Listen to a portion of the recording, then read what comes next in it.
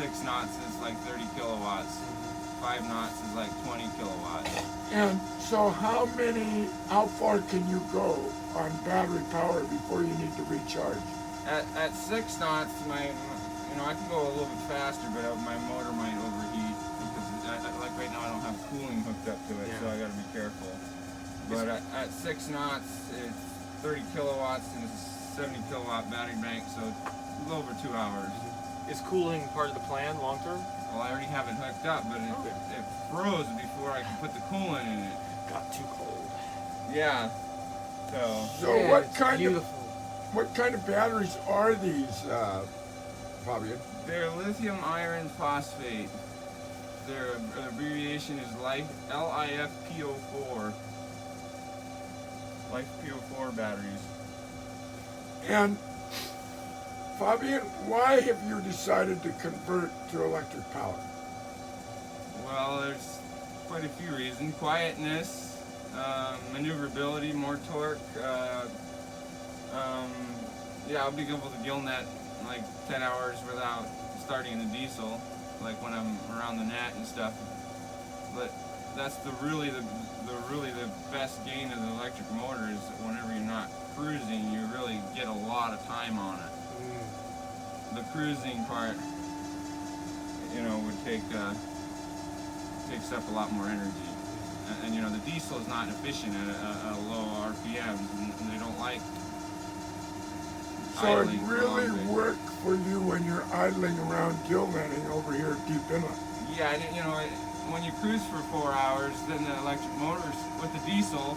If you drive the diesel, then the shaft spins, and then you would recharge the battery in a matter of 4 hours, which would be like faster than the dock. It'd be like 13 kilowatts an hour back into the battery. I'll be really curious how much it's going to burn on the diesel a little extra because it's going to put a little more strain on the diesel.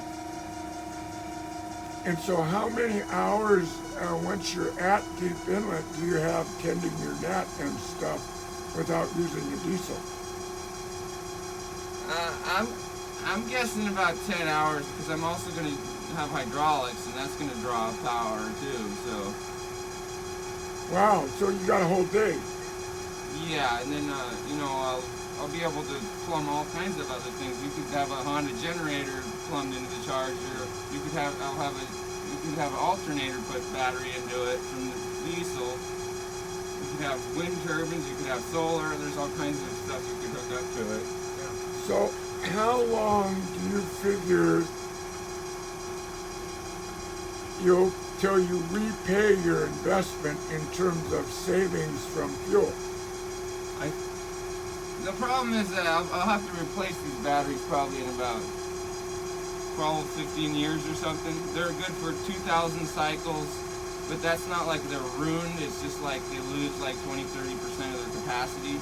If you have a diesel to supplement it, you can really make it even last longer. So it's not really going to save you that much money, is it? It's going to take a lot of hours off the diesel, like 40% of the hours off the diesel, which is a big savings because everybody rebuilds their diesels every 15 years, and diesels cost $15,000-$20,000 to rebuild a lot of times. Well, except you have a John Deere. Yeah, well, you still put the hours in. I have 40,000 hours in my John Deere, and it still doesn't burn a drop of oil.